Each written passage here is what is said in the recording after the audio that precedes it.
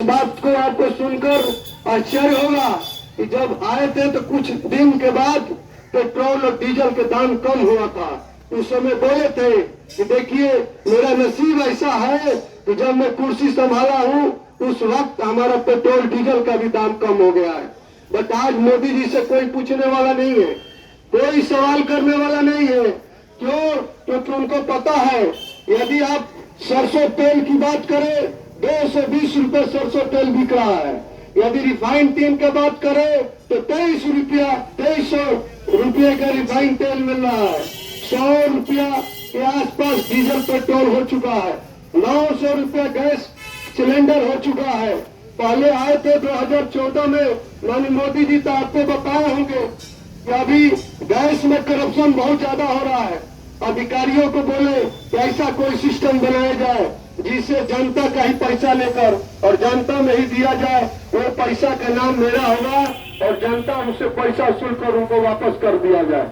अधिकारियों की मीटिंग होने के बाद अधिकारी घर से जाकर सुझाव दिए कि सर यदि हम लोग सब्सिडी खत्म करके और जनता के खाते में पैसा देने का काम करेंगे तो वो पैसा हमारा होगा और सब्सिडी भी हम दे न पाएंगे। उसी कार्यक्रम में आज किसी भी जनता को सब्सिडी नहीं मिल रहा है। देशवासी सारे तरह हर तरह से परेशान घूम रहे हैं, बट किसी भी सरकार के कान में कोई परेशानी का शब्द जा नहीं रहा है। मैं बताना चाहता हूं कि इसी कार्यक्रम में आप लोग ज्यादा से ज्यादा भाग ले और इस जनता सरकार को उखाड़ने का काम करेगी।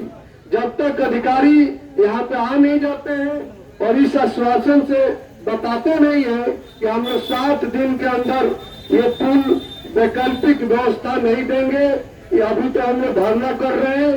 अगले सत्र में यदि कार्यक्रम नहीं होता है तो हम लोग इस रोड को भी जाम करेंगे।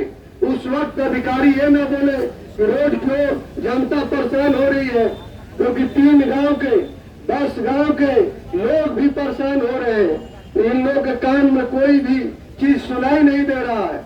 गांव के समस्त नागरिक कई बार जिला महोदय, एसडीएम महोदय और जेई कितने लोगों से रोज वार्ता करते हैं। अधिकारी बोलते हैं कि जाके यहाँ के क्रांतिकारी विधायक से बात करिए, बट कोई सुनवाई नहीं होता है। विधायक जी बोलते हैं कि यहाँ पे बारिश हो रहा, मैं क्या करूं। ये बात बोलने के लिए विधायक के चुनाव नहीं हुआ था।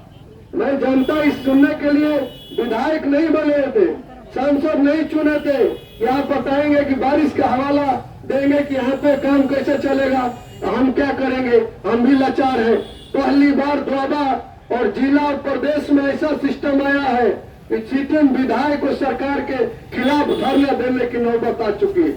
हम लोग अपने से बलवान व्यक्ति को विधायक और सांसद बनाते हैं ताकि हमारी बातों को सुना जाए और संसद और विधानसभा में जनता के बातों को सुनाई वहां पे देने के लिए प्रतिनिधि का निर्माण करते हैं और प्रतिनिधि बनाकर बेचते हुए काम करते हैं।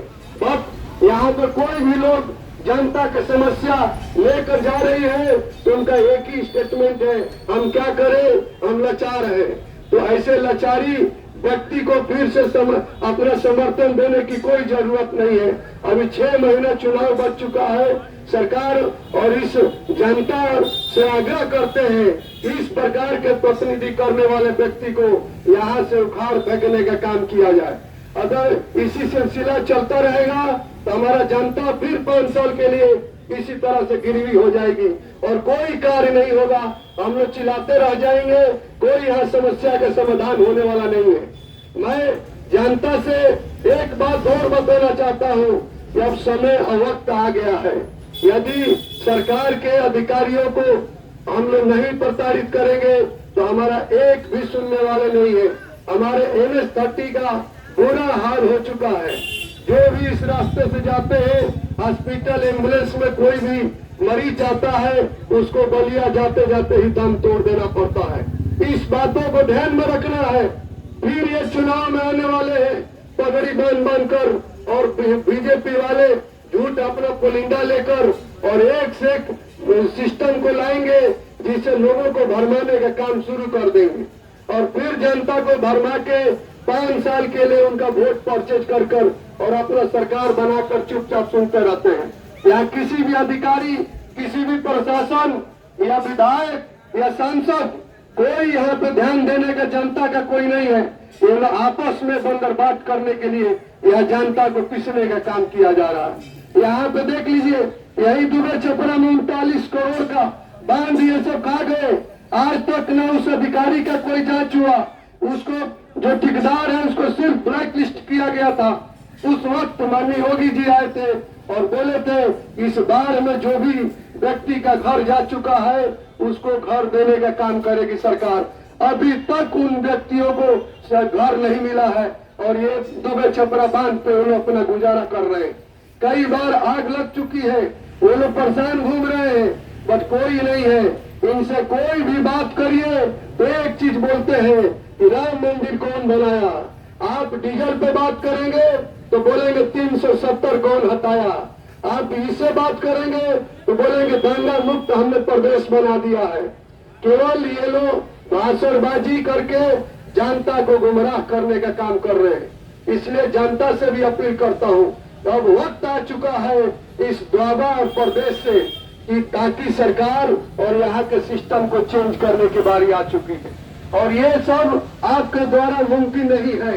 यहाँ पे जनता ही सर्वोपरि है। पूरा विधायक मालिक जब तक ये आपको प्रणाम करते हैं जब तक की वोट लेने की बात। मैं 20 साल यहाँ पोस्ट में रह के आया हूँ और हम लोग भी पता है यहाँ के बदा जैसे गए थे उसी 20 साल के बाद भी आने पे वही दशा हमारे द्वाबा और विधानसभा का है। मैं आकर आश्चर्यचकित हुआ कि पूरे देश में विकास हो चुका है। एक बलिया जिला है और उस विधानसभा बैरिया है, उसका हाल वही का वही रह चुका है। देश का कोई कोना नहीं बचा जहां हम लोग ड्यूटी के दौरान या ऐसे नहीं घूमे हैं। आप यहीं पे बलिया में चले जाइए, रसड़ा में, वहां भी एक रोड जाके देखिए। यहीं पे हमारा बैरिया से लालगंज जाइए, एक रोड मात्र वो देखिए और बाद बाकी जो भी विधानसभा के कार्यकाल में रोड बना है वो सब रोड टूटने के कगार पा चुका है। कुछ रोड टूट चुका है। आप लोगों को भी पता होगा, ये अभी 10-15 दिन पहले यहाँ के क्रांतिकारी विधायक जाके पानी नापने के काम किए थे बैरिया की मुहानी।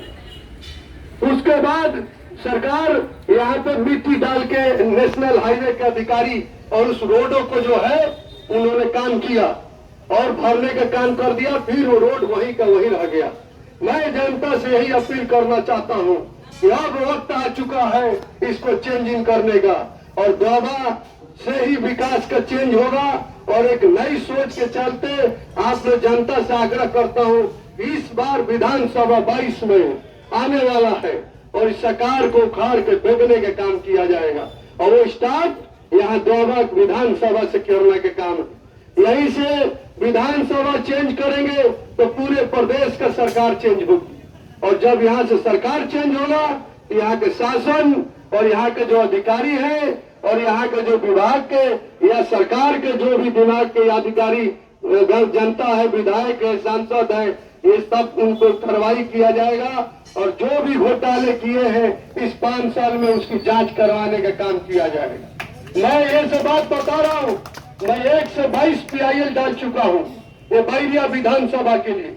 मेरे पास भी सारा डाटा और सूचना आ चुकी है क्योंकि जब मैं आया था 1 साल पहले तो यहाँ पे पूरे विधानसभा में जितने गांव में जाकर भ्रमण किया और लोगों से बात किया। यहाँ जनता इतनी नाखुश है इस सरकार से और यहाँ के प्रशासन से। आप थाने में जाइए, आप तहसील में जाइए, इधर ब्लॉक में जाइए, हॉस्पिटल में जाइए। हॉस्पिटल में डॉक्टर नहीं है तो पर्ची मिलता है, दवा नहीं मिलता है। अभी छोटी सी घटना रामपुर दिघार का नवेशी हॉस्पिटल के वहां के जनता बुलाई थी, मैं गया था। वहां पे डॉक्टर हफ्तों तक नहीं आते हैं, हफ्ते में 1 से 2 दिन आते हैं। वहाँ गाय और बजरे जो भी भाई परेशान रहते हैं, किसान वहाँ परेशान रहती है। बट यहाँ पे बोलते हैं, डॉक्टर से मैंने बात किया तो डॉक्टर एक ही बात बोल रहा था कि मेरे को 4 हॉस्पिटल की जिम्मेवारी मिली है। इस शासन के द्वारा ना कोई डॉक्टर की भर्ती हो रही है। संबरसा हॉस्पिटल में चले जाइए, एक भी लेडीज डॉक्टर नहीं है। थोड़ा सा भी चोट लगता है वो लोग तुरंत वहां से रेफर करके बलिया भेज देते। मैं बताना चाहता हूँ इस सरकार ने एक डॉक्टर भर्ती नहीं किया। इस सरकार में दवाई सोनबरसा से बेच दिया जाता है। वहां जैसे ही मेडिसिन बलिया से सोनबरसा आता है, सारे डॉक्टर मिलकर उसको बंदरबाट कर देते हैं। वही बगल के मेडिकल स्टोरों पर दवाई बेच देते हैं और बाद में लोग जाते हैं दवाई कराने, उनको सिर्फ पर्ची लिखने का काम करते। उसी तरह से आप ब्लॉक पे जाइए, कोई काम करने के लिए कोई अधिकारी काम करने के राजी नहीं है।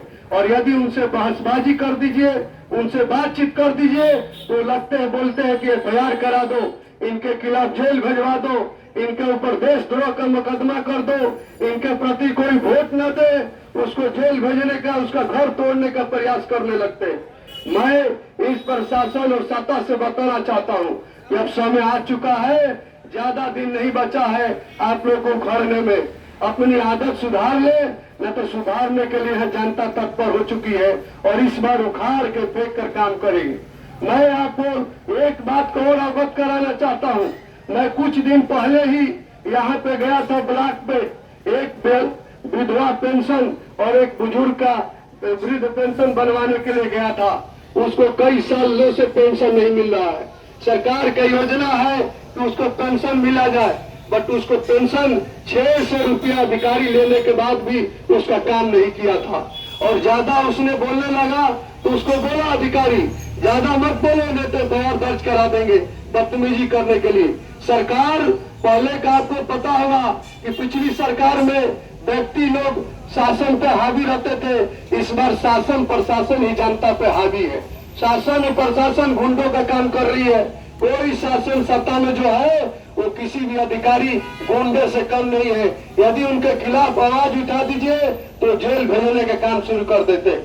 इसलिए जनता से अपील करता हूं कि आप लोग जब तक इस धरना की समाप्ति नहीं करेंगे, जब तक यहाँ अधिकारी आकर और इसका घोषणा न करे कि इसका पूर्ण निर्माण कम से कम समय में कब तक टेम्पोररी व्यवस्था कर दे, ताकि हमारा जनता यहाँ के केवा का, कंचनपुर या जो इस मार्ग से पचरुखिया रेवती जाने वाले व्यक्ति को कोई कष्ट ना हो। किसान बाधित है, कोई किसान का खेत इधर है, किसी किसान का खेत उधर है, उसको भी जाने में अभी खेती का काम समय आ चुका है। हॉस्पिटल के लिए आपको सूचना एक व्यक्ति रामजी पांडे जी बताई है, उनकी मदर जी जब बीमार थी तो उस समय एम्बुलेंस दिन भर फोन करते रह गए, एम्बुलेंस नहीं आया। क्यों नहीं, आपको पता है क्यों नहीं आया? इसलिए नहीं आया क्योंकि वहां पे वो पुल का निर्माण नहीं था, वो पुल बन रहा था और उसमें पानी लगा हुआ था। एम्बुलेंस भी बैक कर गया, वो आया नहीं। इसलिए मैं आप लोगों से बोलना चाहता हूं कि मेरे साथ एक आवाज बुलंद करेंगे, भारत माता की जय, भारत माता की जय, भारत माता की जय, जय हिंद, जय भारत। अपने वादा पर कितना